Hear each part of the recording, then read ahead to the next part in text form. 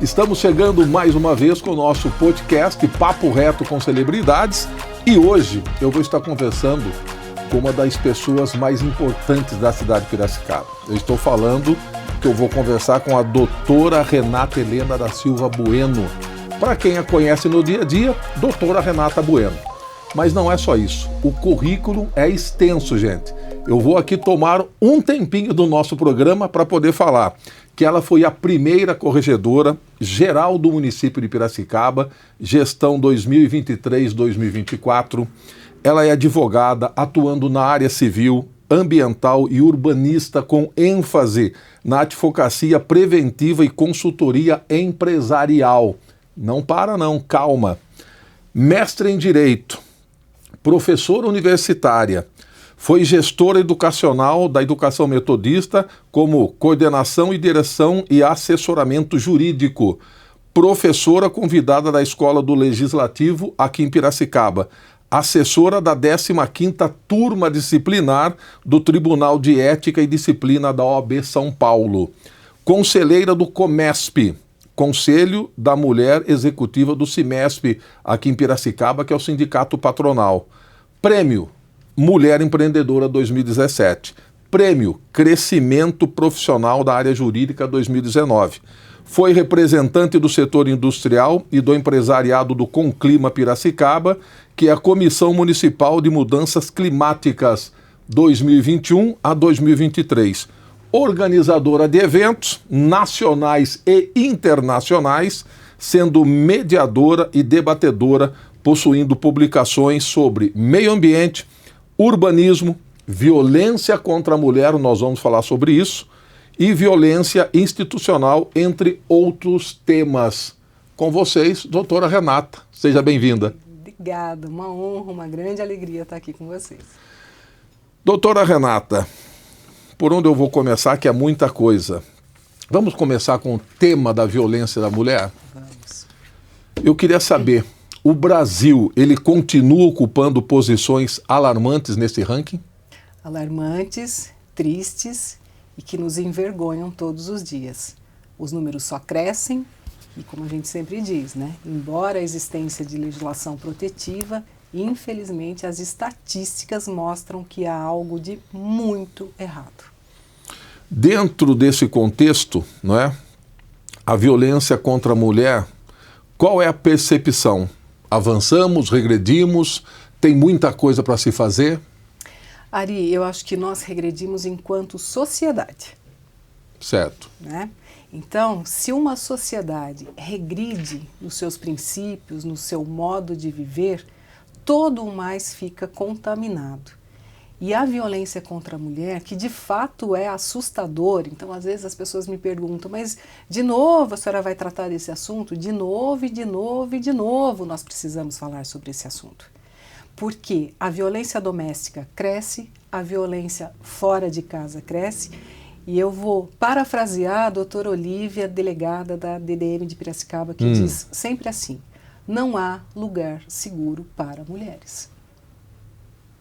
Então, se nós regredimos enquanto sociedade, infelizmente esse quadro, ele mais uma vez, ele nos alarma, ele nos preocupa e é necessário que a gente fale sobre isso. Agora, neste caso, as leis, não é, que foram criadas ao longo aí do tempo, não melhoraram nada em situação à mulher? Veja, é um pouco triste. Vamos pensar na Lei Maria da Penha, por exemplo, né? Tá. Que talvez tenha sido uma das primeiras leis mais específicas e alusivas a essa violência contra a mulher.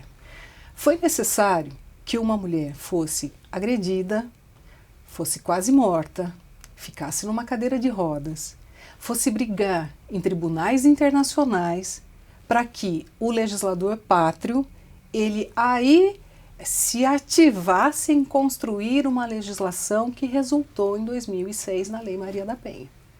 Então imagina o caminho tortuoso dessa mulher, que sofreu tudo que é possível e imaginável em termos de violência doméstica, Tá. e que a partir disso buscou interna e externamente alguma coisa que fizesse com que o legislador nacional criasse a legislação que a gente conhece como Lei Maria da Penha.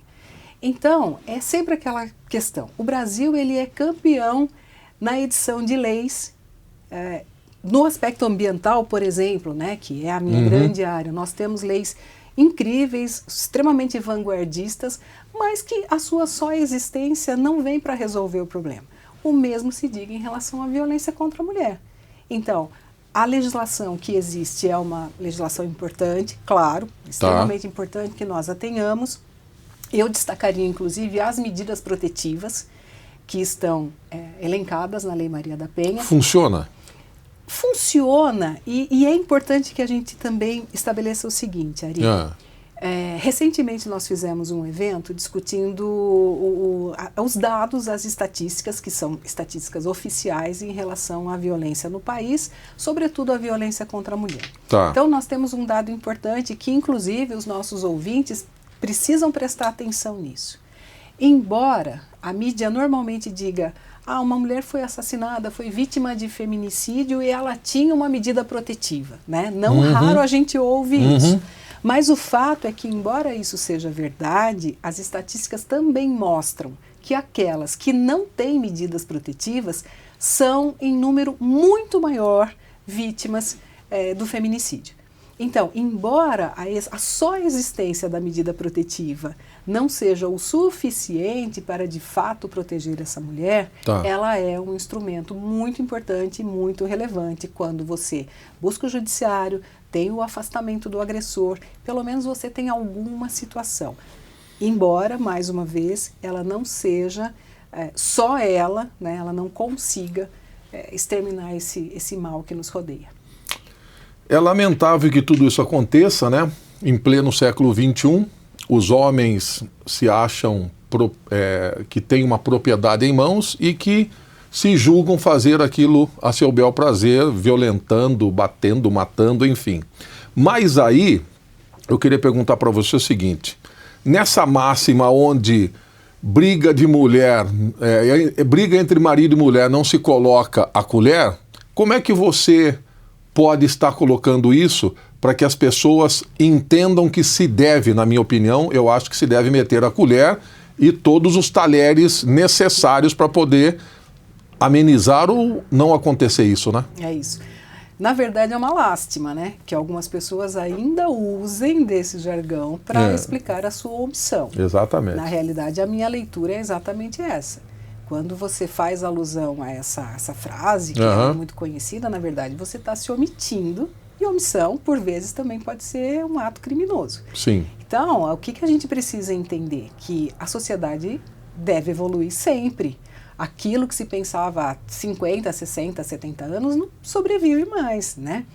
A gente precisa lembrar que desde sempre, a liberdade feminina foi alvo de ataques. Sim. Desde sempre. A gente tem aí na história mulheres relevantíssimas que fizeram trabalhos incríveis, seja na área da medicina, da história, da matemática, na área jurídica, enfim, foram incríveis.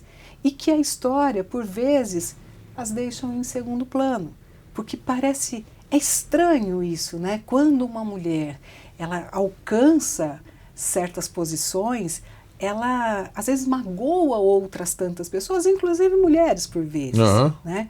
Então, ao longo do tempo, isso é histórico, a liberdade feminina ela sempre foi alvo daqueles que não aceitam de forma alguma. E a gente ainda vive, pasme, né? Em 2025, nós ainda estamos aí conhecendo movimentos machistas, misóginos, que pregam o ódio, a intolerância, que usam aquela fala da mulher de alto valor. Eu gostaria que alguém me explicasse de fato o que significa isso na cabeça desses homens, né? Uma mulher de alto valor, entendendo que a mulher continua sendo coisa e não pessoa. Sim. E quando você coisifica as pessoas, evidentemente você não as trata do modo como elas deveriam ser tratadas, né? Sim. Doutora Renata, quanto à recuperação e à reeducação do agressor, você acredita nessa possibilidade de que uma pessoa sendo presa ou sendo repreendida, pagando fiança, enfim, ela possa se restabelecer e ficar como é que eu poderia dizer, ficar uma pessoa civilizada para essa mulher? Ari, a própria lei, ela estabelece, ela criou mecanismos e programas com vistas à reeducação desse agressor. Então, eu acho que é importante, mas eu acho que esse tema não pode ser colocado como ele sendo absoluto, porque são várias as nuances que envolvem a violência. As pessoas não entendem isso. Nós temos primeiro um problema social, nós Sim. temos um problema cultural. Nós ainda vivemos num tempo do patriarcado. De novo, nós acabamos de fazer menção a isso. Sim. Muitos homens, muitas pessoas ainda acham que a mulher não é um ser igual a ele, que seria um ser menor. E sendo um ser menor, estaria aí à mercê, né, dos acontecimentos e da vontade do seu agressor. Então, a gente precisa mudar isso. Eu acho que é uma mudança social. Tá. Para além disso, a gente precisa pensar o seguinte, o que leva, né? Quais são os fatores que levam a essa violência e, em especial, essa violência assustadoramente maior a cada dia? O que será que está acontecendo? E aí eu sempre faço essa pergunta. Enquanto civilização, nós erramos miseravelmente. Alguma coisa ficou no meio do caminho. Porque veja, você volta na história. Aquela mulher que ficava em casa, cuidando dos filhos, cuidando da comida, da roupa e tal, essa mulher, em algum momento da história, ela foi quase que obrigada a deixar o lar para quê? Para trabalhar. Trabalhar fora, né? Porque trabalhar sempre trabalhou. Para trabalhar fora, para buscar alternativas, ajuda para o próprio marido. E essa mulher, em razão disso, ela conheceu o mundo. Depois precisou se especializar. E aí a pergunta é, o que aconteceu entre uma coisa e outra?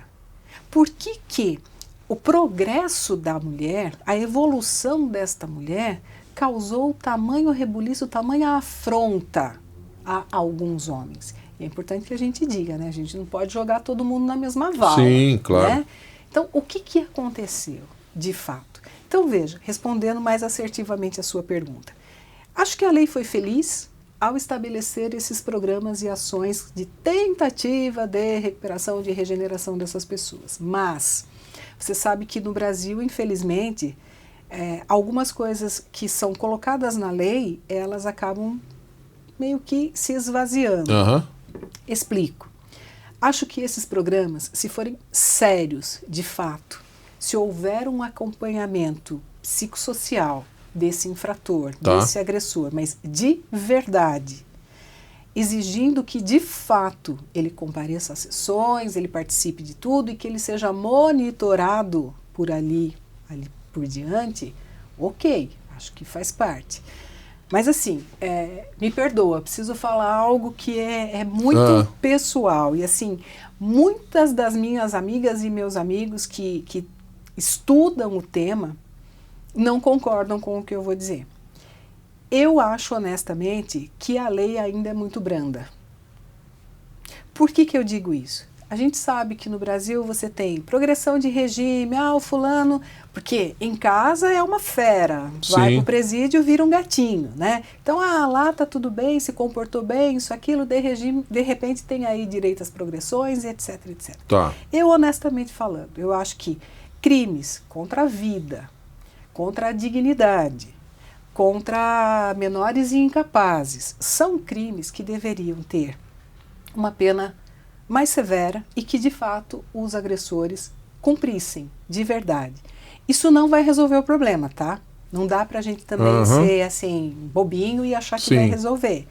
Há países onde há pena de morte e não significa que as pessoas, né, deixem de cometer crimes.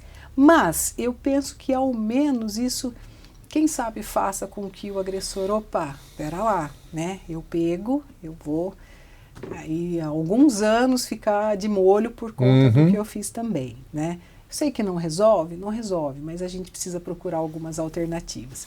No caso dos programas de recuperação, acho que são válidos, desde que sejam sérios. Muito bem.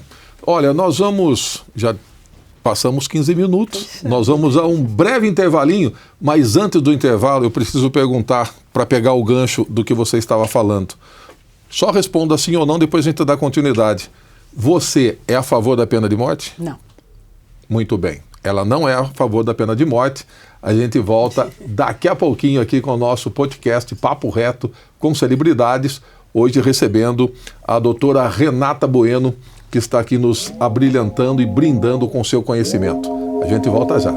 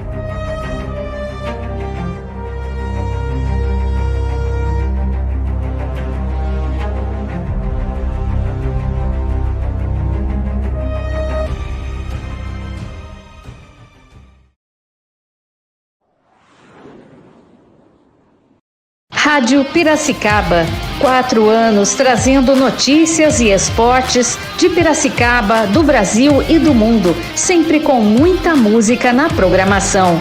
Acesse radiopiracicaba.com.br. Rádio Piracicaba, a sua rádio web.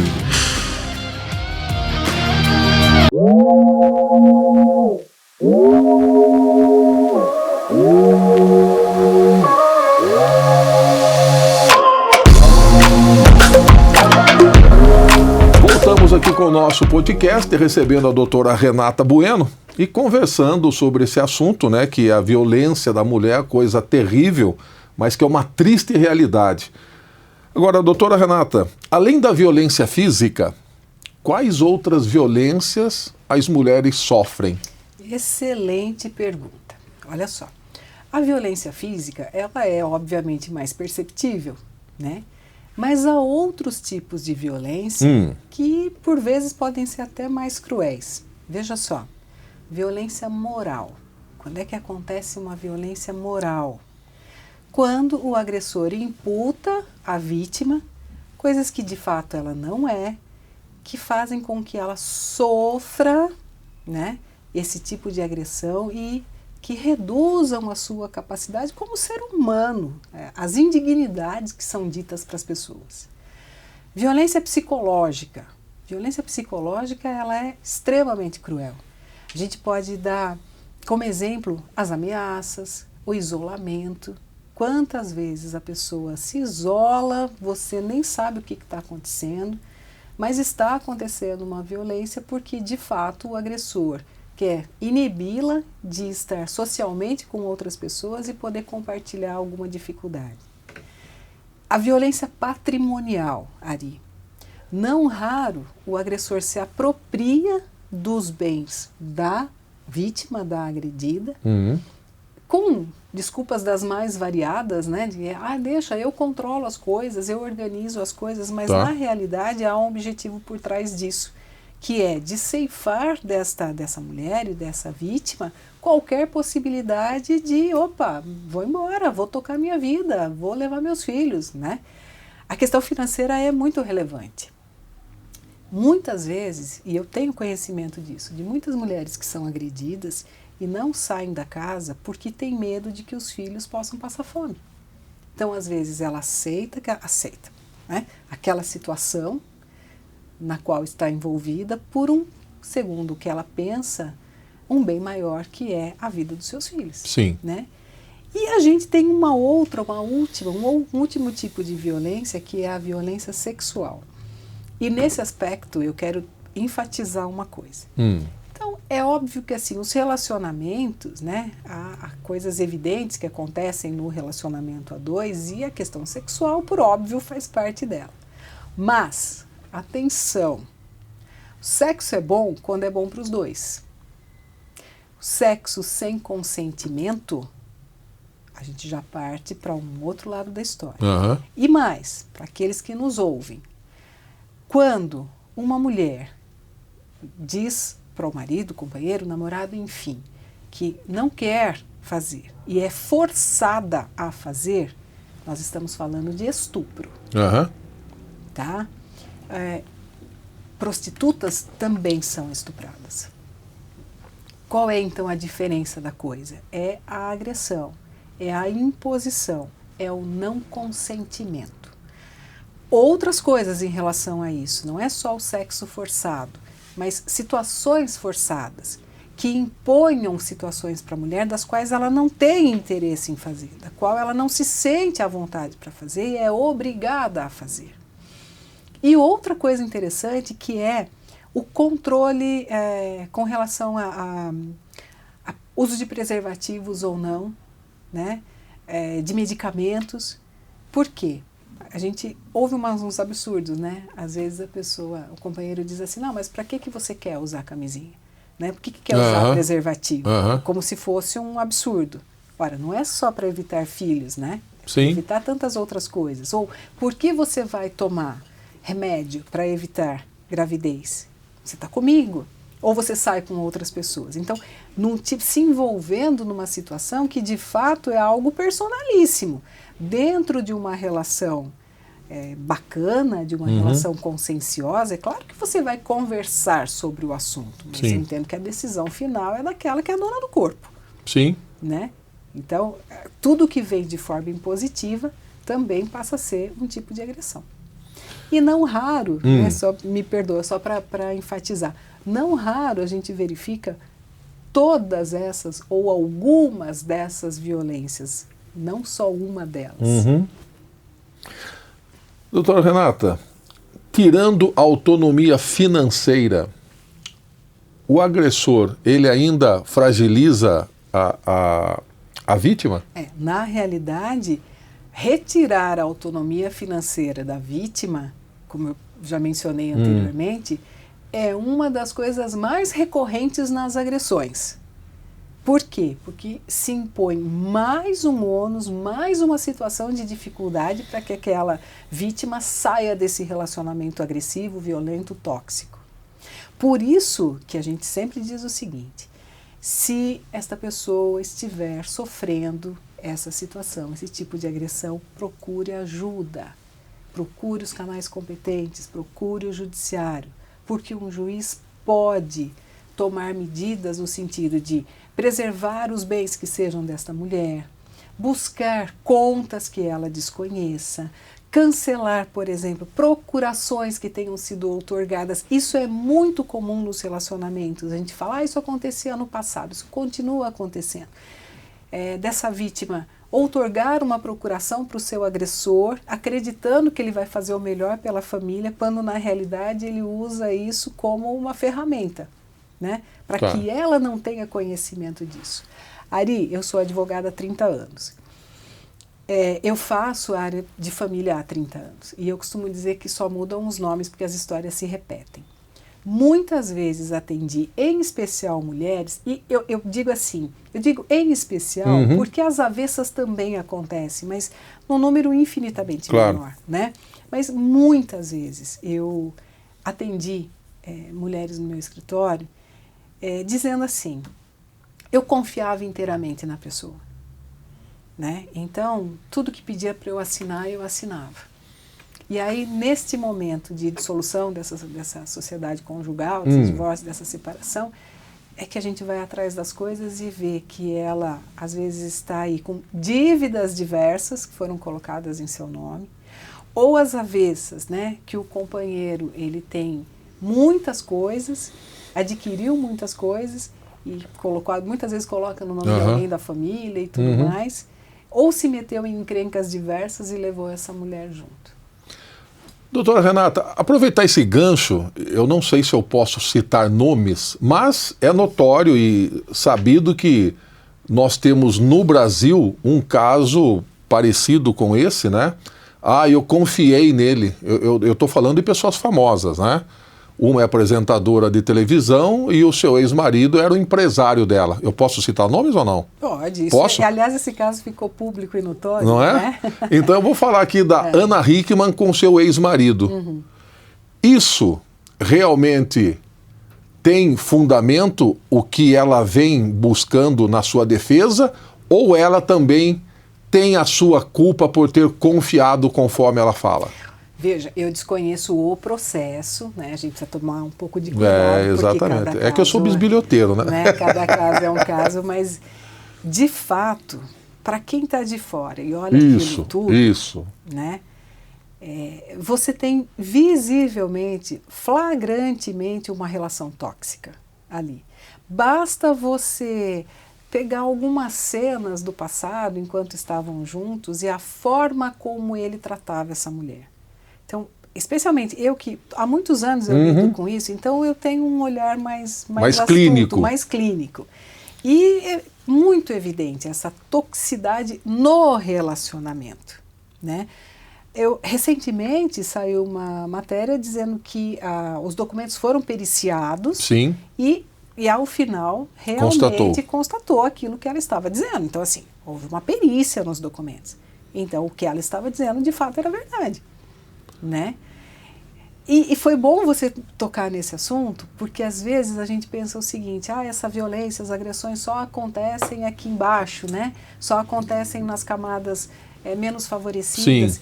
E Ari, isso não é verdade. A violência acontece em todos os níveis sociais, sim, mas infelizmente, pelo menos as estatísticas mostram que mulheres negras são mais agredidas.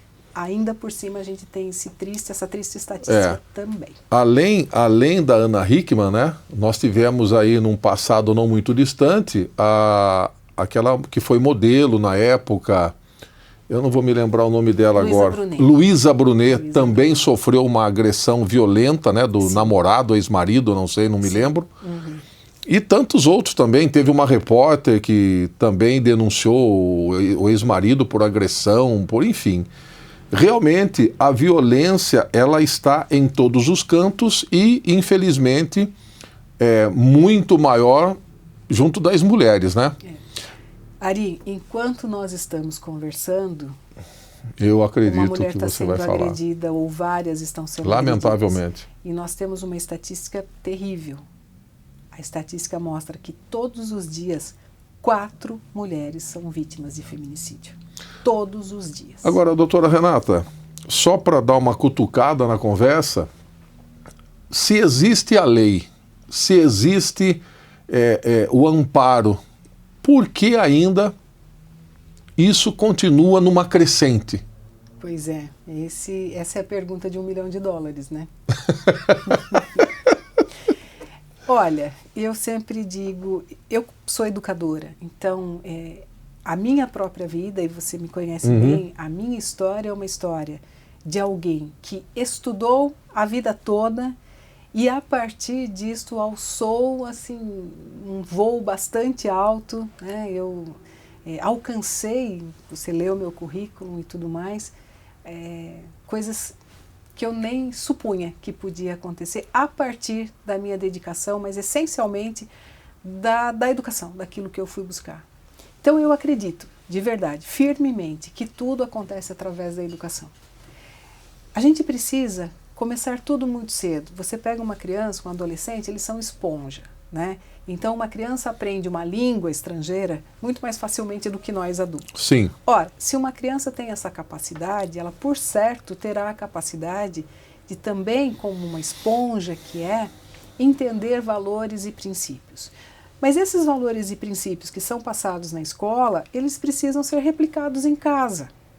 O problema que eu vejo hoje, e de novo a gente volta para a questão social, Eu acho que os monstros sempre estiveram por aí, mas agora, por alguma razão, eles estão se sentindo autorizados. E este é o drama.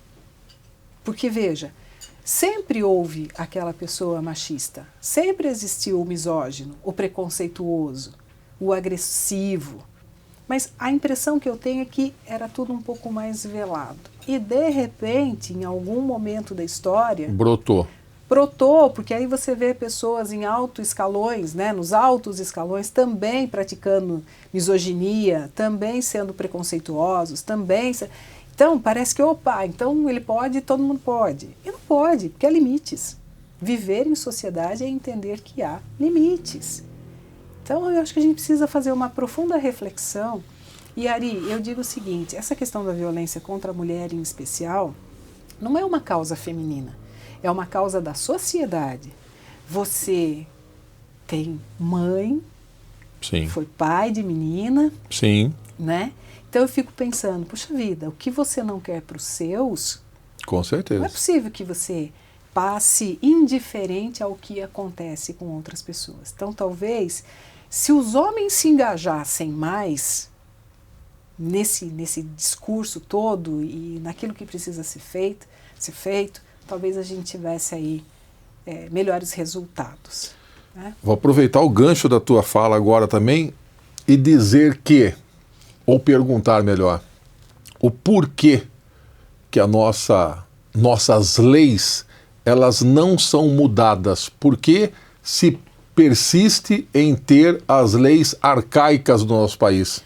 Porque hoje, desculpa, essa é a minha sensação, é a minha percepção, nós temos o pior Congresso de todos os tempos.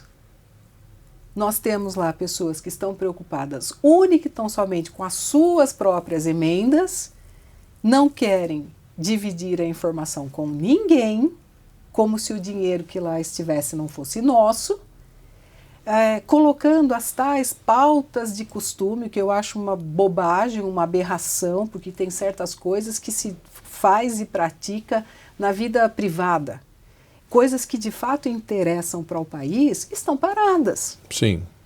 Né? E nós, enquanto sociedade, a gente fica nessa pasmaceira e eu digo assim, às vezes quando você se rebela e faz e questiona e posta coisas nesse sentido, as pessoas acham, não, você é de esquerda, você é isso. Não, eu sou uma pessoa inteligente, eu sou uma pessoa que estuda, sou crítica. Sim. E para mim, na minha percepção, do que eu conheço um pouco de política, né, é o pior congresso que nós já tivemos. Então, se as pessoas que lá estão para pensar leis, repensar leis existentes, melhorar a qualidade delas, não estão preocupadas com isso, então que nós estejamos.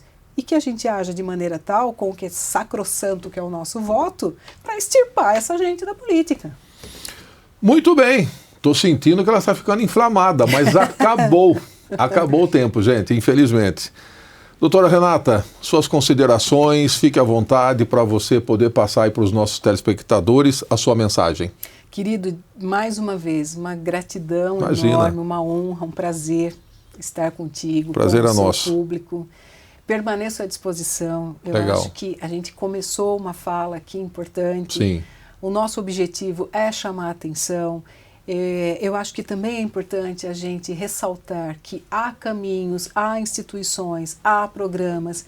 As pessoas que estiverem, as mulheres que estiverem nessa situação precisam procurar ajuda, devem procurar ajuda pelos canais competentes, nos CRANs, nos CRAS, no 180, na Defensoria Pública, enfim, há caminhos para isso, né? Alguma coisa precisa acontecer. E eu encerro a minha fala dizendo uma frase que é a frase dessa aqui, né? Resultou na legislação na Maria da Penha, que nós fizemos menção, quando ela diz assim, a vida começa quando a violência acaba. Então, o que a gente espera? Um mundo sem violência. Que assim seja. Amém. Muito bem. Gente, conversei aqui com a doutora Renata Helena da Silva Bueno, né? E eu tenho certeza que o meu diretor, pela cara dele, já está querendo que ela volte aqui para o programa. Então, com certeza, a gente vai ajustar as agendas e vamos trazê-la novamente aqui para falar sobre política, né? Porque aí o assunto, eu tenho certeza que vai render frutos também. Doutora Renata, obrigado por ter vindo, né? Ter colocado aí um espaço na tua agenda, que eu sei que é muito apertada, mas que se faz necessário esse conhecimento para que os nossos telespectadores possam buscar ou até entender um pouquinho mais o que a gente veio fazer aqui hoje. Gente, a gente fica por aqui, lembrando sempre, curta, comenta, compartilha para o nosso canal crescer cada vez mais. Próxima semana tem mais Papo Reto. Forte abraço e até lá. Tchau.